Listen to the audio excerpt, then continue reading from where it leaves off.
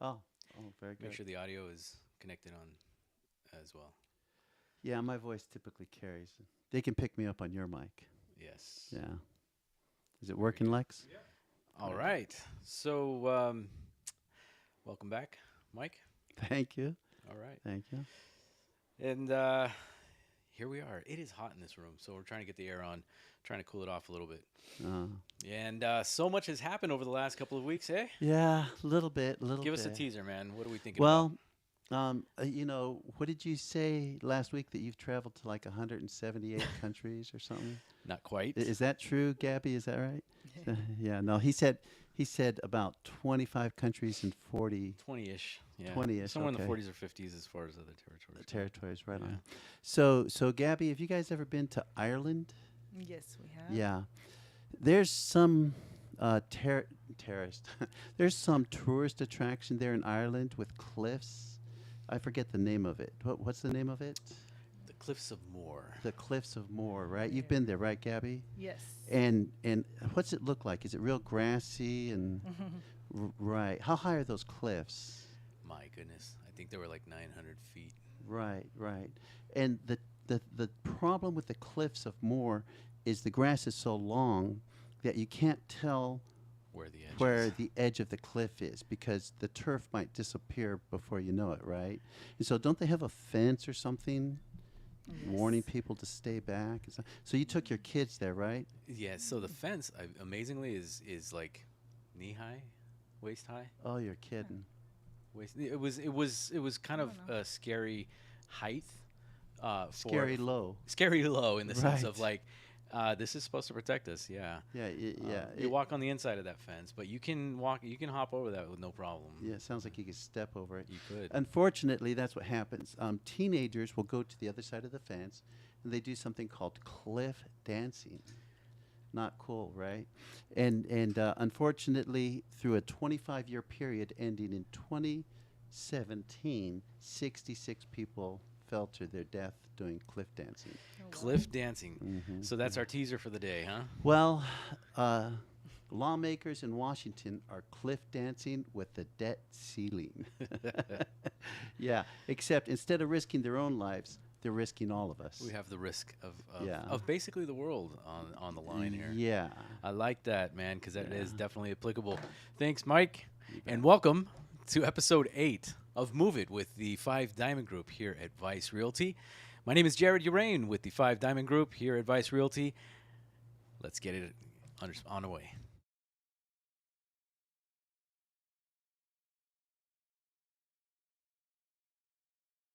It's just me. Thank you so much for joining us on this episode 8.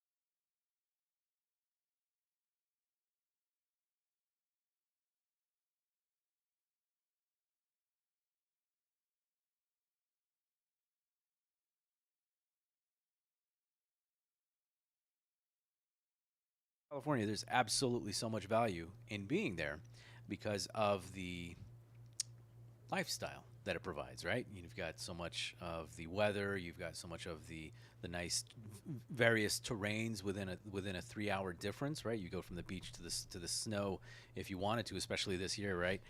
But you also get the taxes that go along with it, cost of living, median price point being well over $500,000 even in the desert communities. You also have the state taxes between payroll or any of just the general taxes in general. And when you contrast that with Nevada being one of the most business friendly and lowest tax rates in the country, there is kind of a bit of that challenge that just fuels the ego. And so, with that in mind, the one thing I can really attest to as far as the value that Las Vegas brings for someone who is considering that change is to really consider the quality of life. If you can afford to live there, if you can pay the taxes, that's the cost of living, and that's great. But if you're finding yourself as a Californian difficult to adjust to the change in rate in rent and difficult to be able to, let's say, live a normal and healthy lifestyle for you and your family, then you should really consider a place that can help and support you in that manner. There's no shortage of job opportunities. The cost of living is absolutely lower. In addition to that, there's plenty of housing opportunities that are much more attractive than what you'll find in California. The trade-off that you get with that is it's now a 4-hour drive to the beach instead of a 30-minute. Well, actually, it would be like 2 hours if you were in Orange County or LA just to get to the beach because of traffic. But hey, you take it which way you want to go, right? Wow. But either way, the advantage Las Vegas does offer for many folks in today's economy is a lifestyle and quality of life that really is unsurpassed. When you take a look at the actual physical dimensions of the city, 45-minute span diameter basically from end to end, you can do that drive in 45 minutes even during traffic, maybe an hour. The highest number of Michelin star restaurants in a concentrated area, all of the entertainment and fun within that 1.5 mile strip of Las Vegas, and then the rest of normal city life, if you wanted suburbia, right at your fingertips. The Michelin star thing, the highest concentrated number, does it give a specific area? Or? Yeah, like you could do all of Las Vegas. Yeah. Well, I would imagine it would. Well, I'm venturing a guess on this one, but it's most likely going to be in the world, because the only other comparable city would be New York. Because when I traveled to London, my wife and I in 2019 took a trip to Europe. We're not like you guys that go every other month, but when we were there, London was great, but everything was 45 minutes apart. And True. Then I began to understand the appeal of Las Vegas because it's all in one place. And in fact, you nail it on the head, Mike. We have people locally complain about the spaghetti bowl, and how chaotic it is. If you're from LA, that's a walk in the park.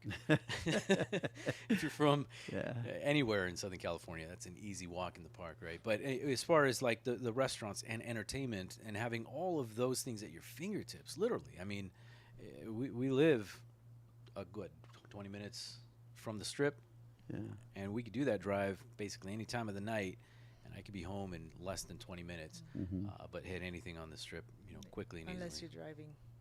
Well, that's me driving, right? Unless you're driving the legal. Yeah, we talked about driving last week, and he started talking about, and just as that happened, you called in. It was hilarious. That's right. That was classic. That was. Yeah. I will say one more thing about the restaurants. When we went to London, Paris, Milan, Rome, and Athens.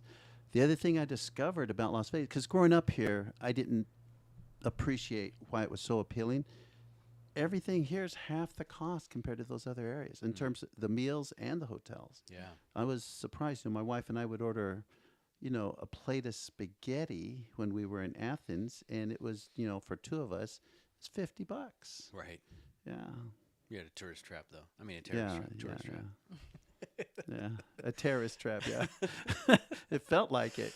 Well, that's the pros and cons of travel, as well as like tourist destinations. So 42 million people passing through Las Vegas airport every year. On average. We were the number one. It has been the number one convention destination for years. Wow. So we are well versed in being able to bring in huge amounts of people and entertain them for a period of time and then kick them out. So the advantage from a tourist perspective has been enormous.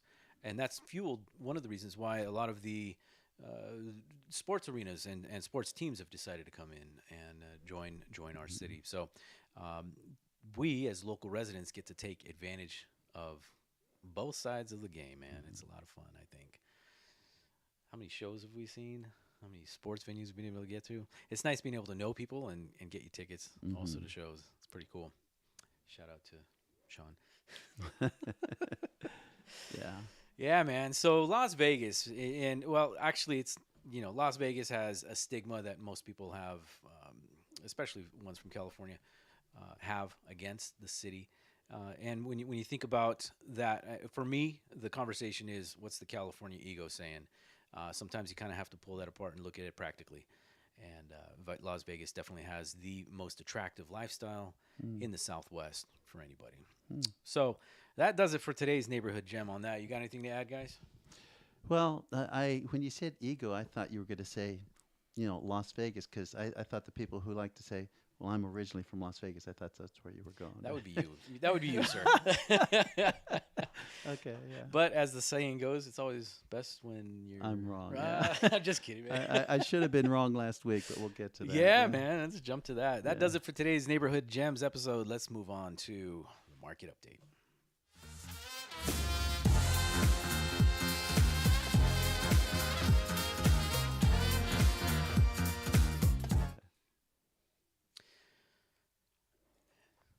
Welcome back to Move It, the podcast with me, Jared Uraine from the Five Diamond Group at Vice Realty. And in today's market update, we are now in May. Can you believe how fast this year is moving? And with the way the economy is moving, and with contrast that with the real estate market, it is really exciting to really stay on top of what this market is doing, because it's such an interesting and unique time in history to see all of this activity happen. As far as the national market update goes, we have seen more contracts with new home builders reduce their cancellation rate, which means they're normalizing the purchases. When you add that along with add that to the normalizing of I'm going to use the word normalizing of the mortgage rate, it is fueling buyers' activity in today's market. And what that's translating into is reduced inventory, because sellers have kind of sat on the sidelines waiting for things to happen, and not a lot of people have jumped on board yet. So we're seeing less homes on the market, more buyer activity, and more applications being submitted, and that's just fueling that. In fact, locally, we have seen our inventory go from 4.2 months now down to 1.8. And while at last month's activity of April, we had a lower number of transactions altogether, we also had a lower number of supplies. So our inventory is going to stay the same at just under 2 months of activity. So we'll have those formal reports out next week. But our special guest today is Gabriela Macal with Evergreen Home Loans. And she is here to join us, kind of give us some insight as to what the local market is doing. And my microphone will stay. And but before we get started, Gabby, I wanted to kind of step back and introduce you as one of our vendor partners here at Five Diamond Group, because you are a critical component to the success of our team. You're also one of our key go-to folks when it comes to being able to understand how folks can move into a home quickly and easily, and as I like to say, get it right the first time. I have a acquaintance, or actually a good friend that I referred to Gabby. He had gone to he went to 3 different sources. She was the only one that found a solution for him, and it was a good solution. The other 2 couldn't do the transaction for him. So she's skilled at what she does. That's why I sent him to her. Thank you. Yeah. You know who I'm talking about. So. Yeah, and so Gabby, before we get started on that path of what you do, give us a little background as to how you became a rock star loan officer. Okay, so the Rockstar is the team. I work with an amazing team, and when I left my previous career, wanted to do something that gave me a little bit more flexibility, where I didn't have to physically be touching people. Just Yeah. So what was your previous career, so we can clarify that? We're in Vegas here. Yeah, yeah, yeah. Doing hair, which was an amazing experience for about over 20 years. But wanted to do something. You had told me that real estate was, what to get into, although you didn't particularly love it. So we tried that and tried doing it together, and I absolutely did not like being a realtor or being in the real estate That's right. industry. You got your real estate license. Got the we license. tried to do the realtor tried it for 6 team. months, and I said, "Not for me. Yeah. You can do it, but we couldn't do it together." So we picked who was our favorite lender, who fixed all of our problems, and we went to when we were in a crisis. And I bugged and bugged and bugged until I could be a part of the team, and now I've been part of the team. This week is 8 years. This Wow. week is 8 years. This week is 8 years With the Scott Reynolds team at The Scott Evergreen Reynolds Home team. Loans. Yeah. So shout out to Scott, by the way. Scott, you will be on our podcast soon. But if it wasn't for you, man, we wouldn't have the success we have with Gabby. Yeah. And so before you proceed, because some of our listeners are tuning in and may not know this, right? So I'm actually married to Gabby. She is my wife and my business partner. That's actually a dream of mine that I've always wanted to be in business Married with together. my Yeah, partner. because when you said she was a key player to your team, I was wondering which team you were talking about. Hey, see?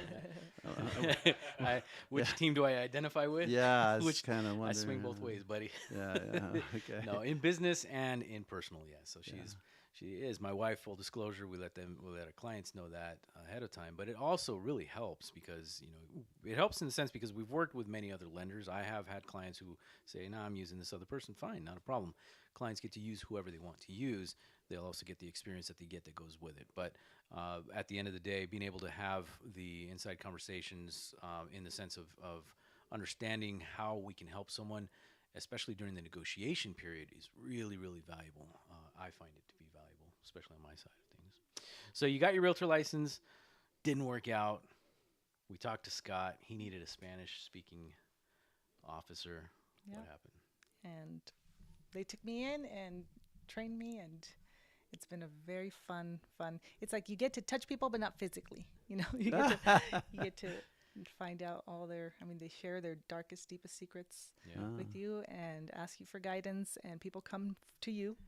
So one of the things that I really appreciated about you and that I admire, I should say, is when you were managing the Regis Salon over at the fashion show, right? You had clients come in, some pretty high profile individuals. You'd talk to them. They'd be you would call yourself what? A therapist in a way? Because they would dump all their stuff on you, right? And in a way, it's kind of in many regards the same way, except now you're helping people move their life forward in that sense, right? Yeah, making them feel good. Make them feel good, yeah. There's really no win better that I feel like being able to help a client achieve homeownership and being able to do that as a team. It really helps out on our closings, having you there. She's critical. I think of Gabby as somebody who punctures veins, prescribes potion, massage skin. She's Sun Tzu, the art yeah, of war. yeah, yeah. That's a good thing, Gabby. I promise. That's a very good thing. Punctures Yeah. veins. You're a specialist in what you do. You're a Well, we- specialist in what you do. People can come in with a variety of circumstances, and you find a solution, and that's what makes you different. That's what we like to do, is find a solution. Anybody can buy a house if they really want to. It could take a week, it could take a couple years, but there's a solution for everybody. Yeah, but I like the way you kind of manage things. You kind of pull all the pieces together until there's a full picture. Because I've seen you do it, and I'm impressed. And that's, I formerly owned a mortgage company, and so I'm super picky about commending anybody who's in that line of work. But as far as I'm concerned, you're the best. So, Thank you. yeah. So one of the conversations we have with our clients is understanding the difference between different lenders, right? Folks can go down to U.S. Bank or Bank of America, apply for the mortgage loan application, but that's considered just a typical bank, right? You guys at Evergreen Home Loans are considered it's a mortgage broker or a direct lender? We're a direct lender. Direct lender. And that difference matters. I've seen it in the process because Mortgage brokers got to go through a different process. They've got to kind of compare loans and then be at the mercy of those banks' rules, right? How does being a direct lender, how does that help you guys? Well, we do everything. We have a streamlined process. So being a direct lender, we're a direct lender. We for Fannie, Freddie, FHA, VA, USDA, and we also work brokers loans as well. And we do Right. about over 70% of our own financing. So Mm. based on that, we can work very quickly. Everything is done in house. We've been the company itself has been around for over 35 years now. Cover most of the West Coast, continue growing.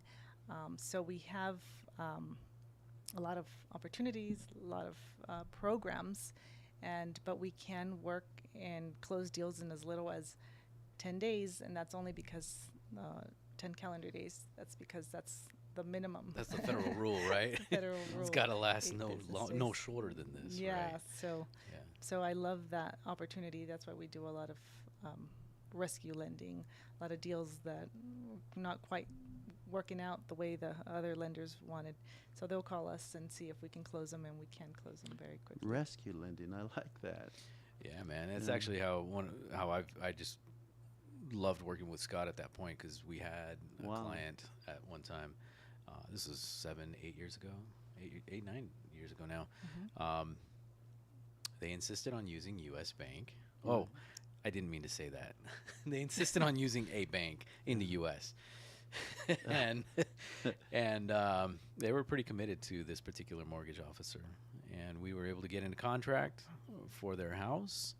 They were we had set 60-day closing because that's what the bank asked for, and about day 45, they still hadn't placed the order for the appraisal. Wow.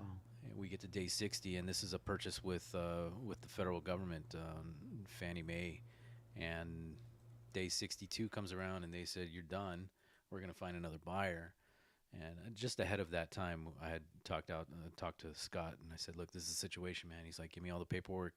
We try and get that extension for one more week because we can get it closed in that timeline at that time." Wow. And they went through the weekend. They got rid of that buyer on Friday. Found another buyer on Sunday.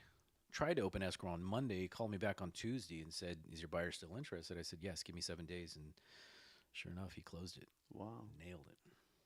So that was one of our, I call it a highlight moment, as challenging as it was, because it was a huge win for our client who this was their first house. It was a big deal for them. They had their family that they wanted to move into, and there was a lot riding on that. And to be able to kind of get that win for them, to be able to make sure that they can get their house that they still live in, that they're happy with. They took us, they made us dinner afterwards. It was just such a Wow. good feeling to have. And what did you call that, Gabby? Rescue Lending. lending. Does Rescue. that include a helicopter? No. It's more than In a essence. helicopter. Oh, more than a More helicopter. like a Okay. spaceship. Ah, It's a lot of okay, yeah. a lot I of like it. Yeah, very cool. astronauts Flight and to life. scientists. I like it. But to it make it really highlights the need for the loan officers as well as the processing department, which you guys, that's the whole team that you have, being able to know all of the possible variables in the transaction in order to get that closed on time. And then also, like you said, everything's in-house, streamlined to some degree, so you know what it's going to take to turn it around and get that final approval, as well as to deliver the closing disclosure and get that to the closing desk on time to be able to get that to meet those dates. So a lot of strategy thinking. It's a huge chess game that I find fascinating and grateful that you're involved with. So. I just have two questions. Do you guys do your own docs? Yes. Wow. How about funding? Yes. Wow. All That- in-house. That makes it quick. Everything's wow. in-house, Very yeah. nice. Yeah. So when it comes to getting the right information the first time, it's being able to make sure that you have the right team on your side. Make sure you get the resources available to you based on your situation. Everybody's different, right? How many clients out of the hundreds that you guys have worked with have had the exact same cookie cutter problem? 0, right? Yeah. Very good. Well, thank you for joining us, and you will always be a part of my life. I love you. Okay. Who could say that to your mortgage lender, right? Yeah. Yeah. And mean it. Yeah, and mean it, right? Yeah. And mean it. Yeah. There you It's go. not just a Valentine's Day email. Yeah. Yeah. Yeah. Well, that's a special thing to have you on board today. Thank you for joining us. We appreciate you guys too.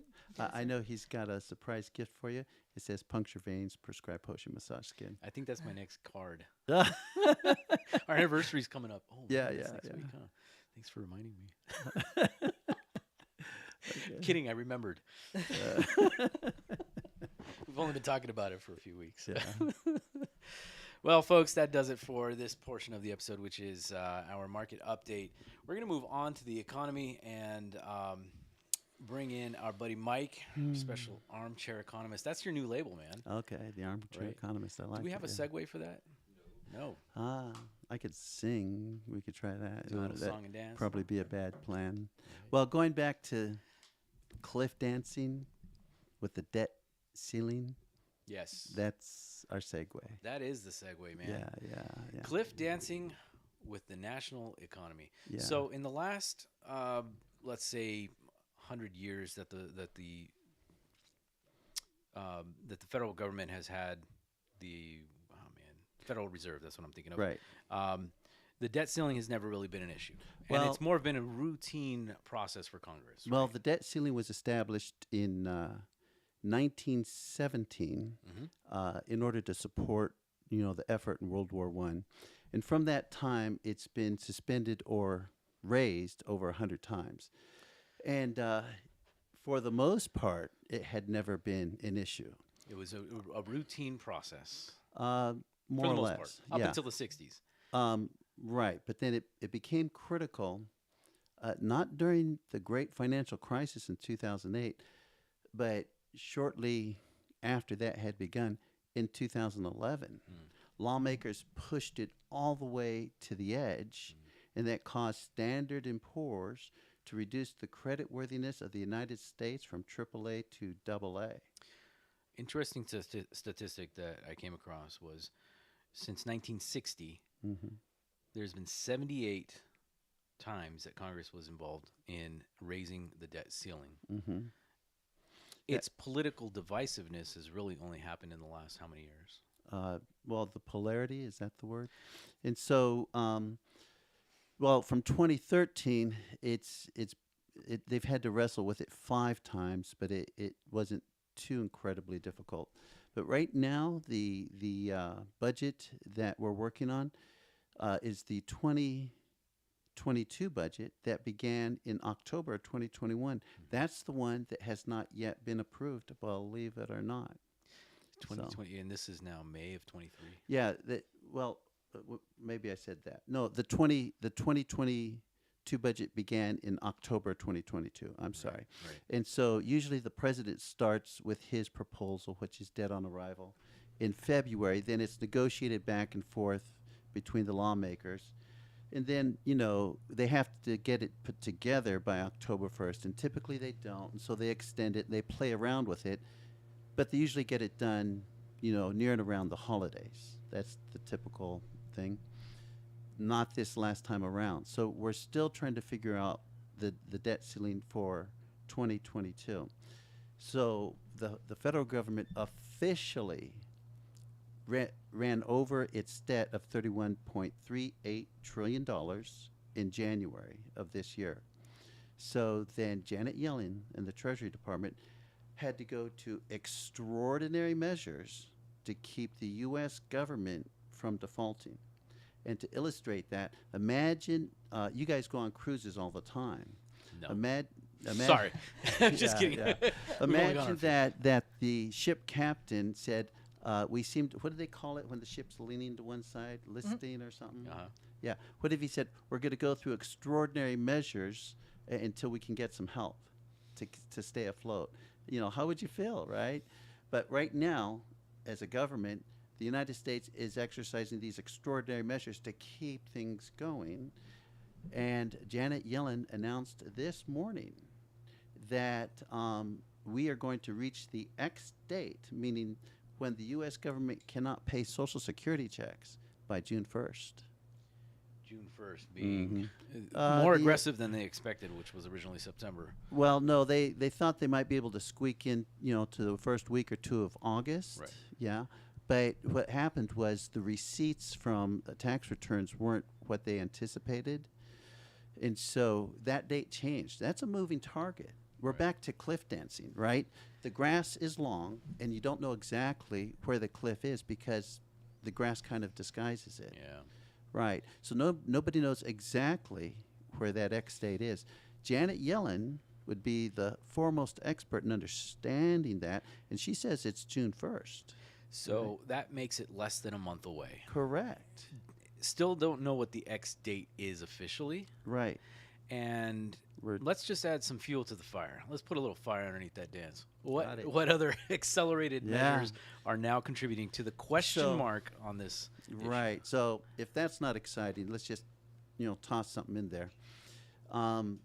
Because of the polarity of lawmakers in Washington, in the House, the party that is now in charge, the Speaker of the House had to run. How many times did he have to It run? was to win? record-breaking, never unprecedented. He had to do Well, what? there was something just before the Civil War. Somebody somebody had to run more than he did, but then right after that, the country broke into a civil war.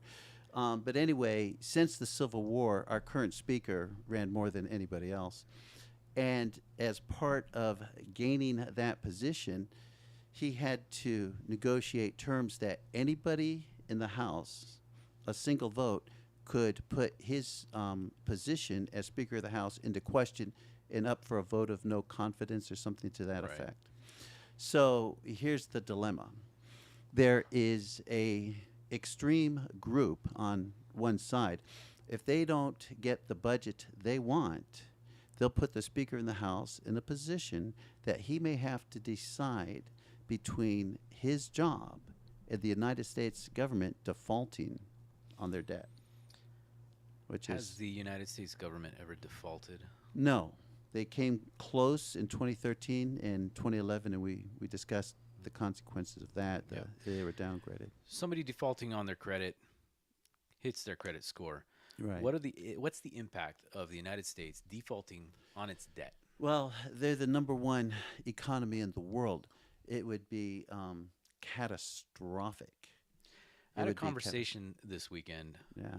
with that particular subject in mind, Oh. and the question that was coming across was, hey, China and the BRICS nations Mm-hmm. are getting off of the dollar to transact their oil trade and so forth, and they think about it. Well, okay, everybody's trading in the U.S. dollar. How long will that actually last? This could actually affect on one day change the entire dynamics of the economy. It would be such a catastrophic event that other currencies couldn't save the day. What's the definition of catastrophic? Yeah. It would be incredibly bad globally. There's not another currency that could come up and rescue the planet. Right. This is, it's like we have one lifeboat and we're in it. Well, if we're cliff dancing, no parachute. Right. And it's not just one person. It's basically the world economy in a way. Right. And so theoretically, yes, this catastrophe could turn into, in one day, be a major issue. So the question is, will Congress dance? That who knows that one?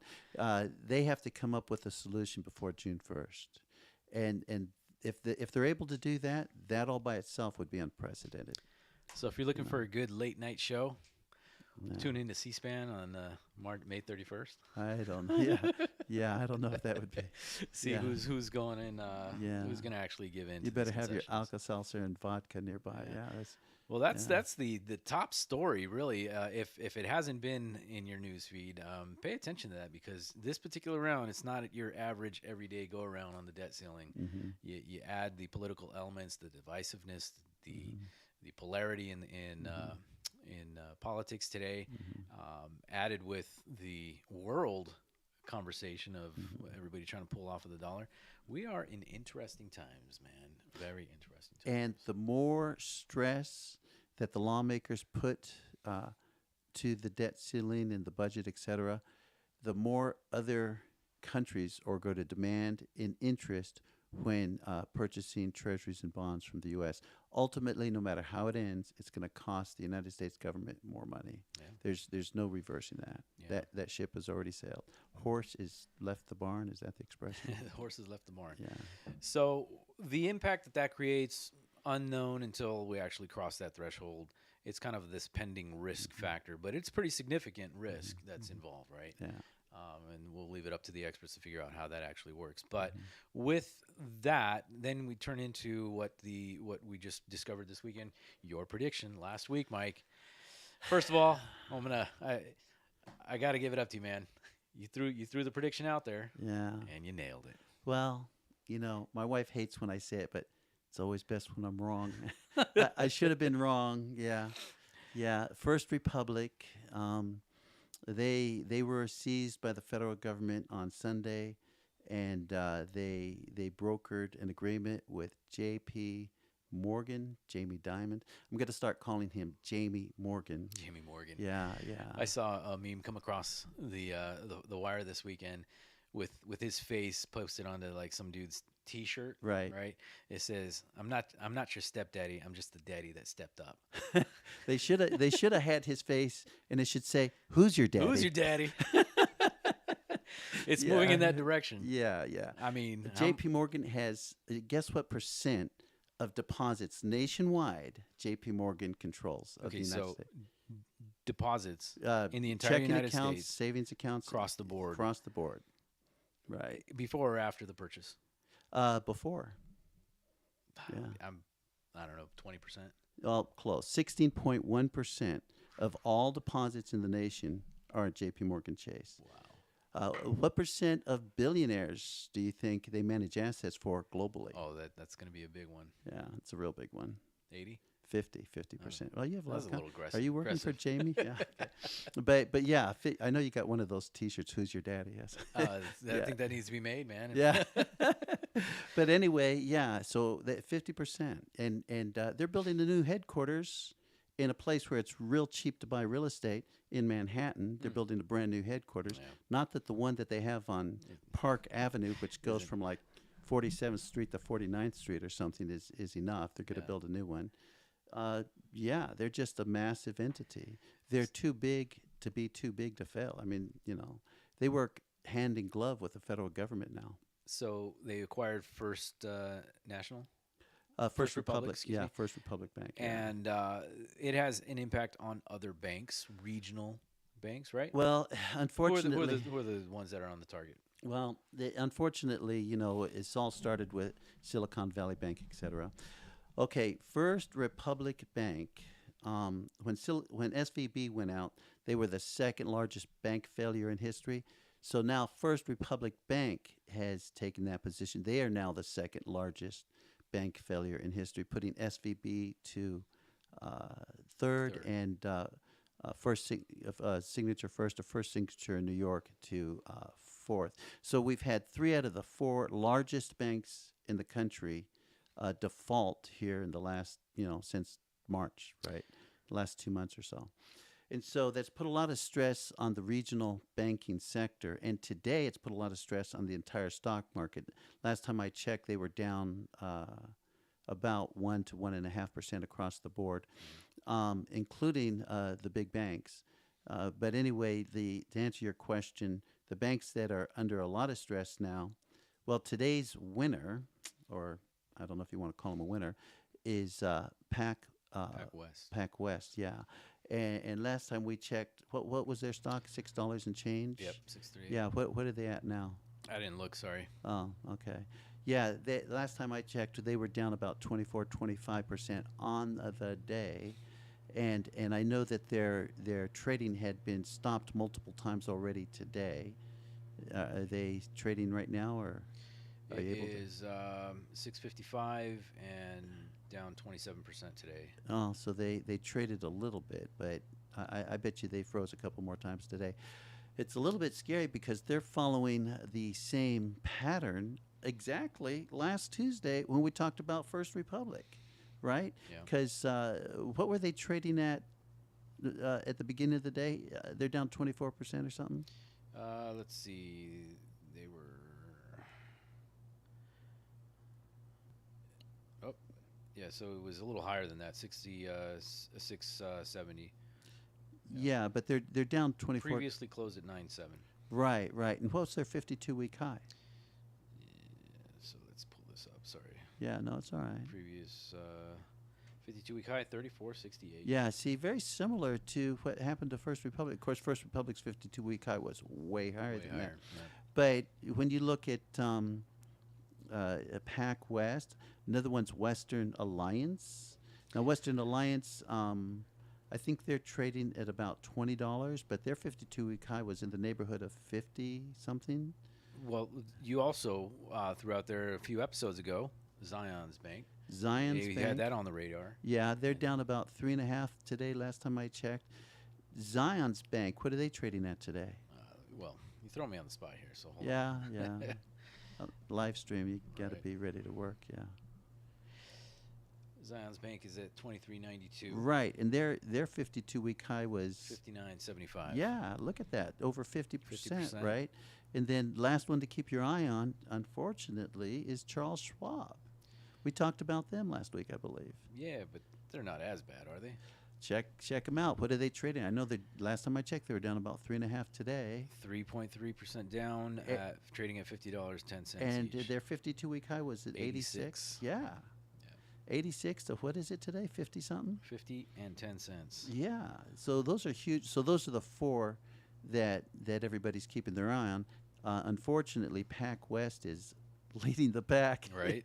Yeah, yeah. In the wrong direction. wrong direction. Yeah, yeah. So with the regional banks, especially the smaller mid cap ones, having some stress as a result of First Republic, we know that there's several other elements that are impacting the economy. That, along with the jobs report, or I should say, the lack of unemployment. Well, there's going to be a new jobs report this Friday, and Yep. all eyes will be on it. What is going on with jobs right now is they revised the seasonal jobs report from 1.6 million to or 1.8 million to 1.6 million. So that's heading in the right direction. That the job market's not so tight. But jobs being offered right now went down dramatically to 9.6 million. That's how many jobs are being offered. But there's only 5.8 million people looking, right? Yeah. So we went from 1.7 jobs per person looking to 1.655. Not a huge improvement. So what is the impact that this creates? So the question, that if you're hearing all this for the average person, is what does this mean? Does this impact my purchase ability? Are we going to be looking at higher mortgage rates? Gabby, what's the forecast that you've heard on your side? Well, the forecast with Mortgage rates. mortgage rates is, well, depending on what happens tomorrow. Right. As long as the change is only, if it is what we expect it to be, which is 0.25%, it shouldn't affect mortgage rates. We actually saw them improve today, so they got a little bit better today. And if all goes as planned, which nothing is going as planned lately, but if all goes as planned, then rates should start to get better towards the end of the year. We should see some improvement. However, in the real estate world, we know that if rates go down, seller's market, buying gets a lot harder. So now's the time to buy, because you won't be paying over appraised value. You're not going to be competing, which already we're starting to see that competition, multiple offers. So we do have, and I don't know if anybody else has, but we have this buyer booster program that we're offering. So anybody who is in contract before June 30th, we will have until March 2026 that should rates come down at any given time, we will cover a good substantial amount of the closing costs for them to refinance and get that lower rate. Oh, you're kidding. So that Yeah. is in the form of Wow. a certificate, or is it Yep. they just have it on record? It's a gift certificate that comes with every closing, as Oh, long as you're in wow. contract. So you'll have 3 years. So rates come down at any time, then, but at least you've bought your house. You're not in a competitive market. Right. As a buyer, what we saw last year, the last couple of years was very challenging. Yeah. You know, a lot of people gave up on I'm trying buying. to buy because Yeah. And how long's that coupon good for? until March 2026. Oh, you're kidding. Yeah. Well, there should be an adjustment between now and then. I disagree with the vast majority of the market. I don't see it happening before the end of the year. And neither do. All right, Debbie Downer. I'm just kidding. Yeah, I know. Yeah, no kidding, huh? Well, like I said before, it's always best when I'm wrong. Right. But no, the Fed's going to hike tomorrow, quarter point, and it's quite likely we'll see what the jobs report says on Friday. But they're going to hike again in June, and then best case scenario, they're going to hold that through the end of the year. They're not coming down. Everybody thinks they're coming down. They're not. The economy's running too hot. So if we have we have the adjustment tomorrow, and expectation is another one Yeah. in June, which right now tomorrow's adjustment has already been packaged in. So most of the rates that we see today have already factored in this adjustment. It's already been expected, right? The market's priced it in Priced by it in. 90%. Yeah. As well as this expectation with First Republic that was kind of expected. I mean, that's why Jamie Dimon took on what he did. Right. So a lot of this was already brewing and aware, but the real question mark at the end of the day is that debt ceiling is. I mean, that changes the entire dynamics. Forget the whole conversation at that point. Yeah. But let's just assume everything works out the way it plans. Debt ceiling gets cleared out, budget gets cleared. Proceed with the market and the industry. Then we should see inflation hopefully cool down. That's the goal. And if that is the case, rates get even lower. That will fuel sellers to want to buy, as well as buyers to get into a competitive space. I've been saying it all along. With our lower inventory, more buyers coming to the table. We're going to see multiple offers and some competition. So when is it best to buy? Now, I think. Nationally, spring is proving better than anticipated for sellers. It's starting to pick up a little bit. And so I know those national numbers came out this morning, but there is a slight improvement, a little bit more than anticipated, actually. So they're already seeing, and nationally, it's just like here locally. It's not as tight, but it is a tight market nationally. And it's kind of like if, there's not a lot of transactions happening, and how I think of that is, let's say you go into the grocery store, and the grocery store decides that they're going to eliminate all their coffee except for 3 brands. And so a lot of people decide to give up coffee, but you still have a small group of people that insist on having coffee, and they're going to fight over those 3 brands. And so nationally, it's the same thing. There might not be as many buyers on the market as there once were, but the people who want to buy, they have fewer houses to choose from, so there's a lot of competition for it. Yeah, absolutely. Yeah. Absolutely. Well, I want to thank Mike and you, Gabby. Thank you so much for joining us today and getting involved in the conversation. At the end of the day, the purpose of this podcast is to help inform our clients as to what's happening. Just break down all of the noise and just giving the information as clean and as easily as possible. So thank you for helping us do that. Appreciate it. That moves us into our moment of inspiration.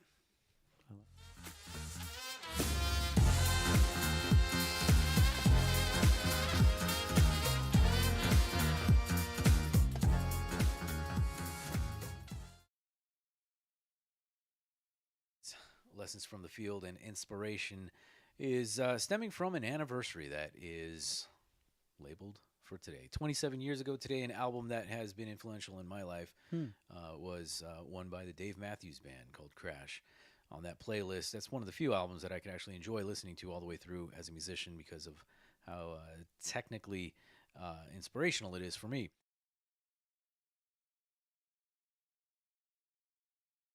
Know what's going to happen. Yeah, that's But funny. if you were to do the playlist from Crash and then jump into two tracks down on number 41 and then Say Goodbye, man, I don't know how many times I did those loops, but that was one of my favorite discs to play when I wanted to just sit back and zone out. So today's inspiration is coming from the 27th anniversary of the album Crash by the Dave Matthews Band.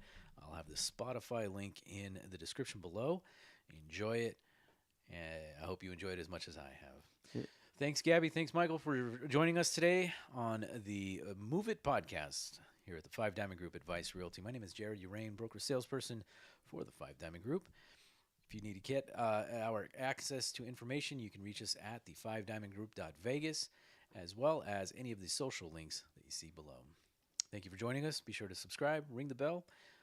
Have a wonderful day. Make it great.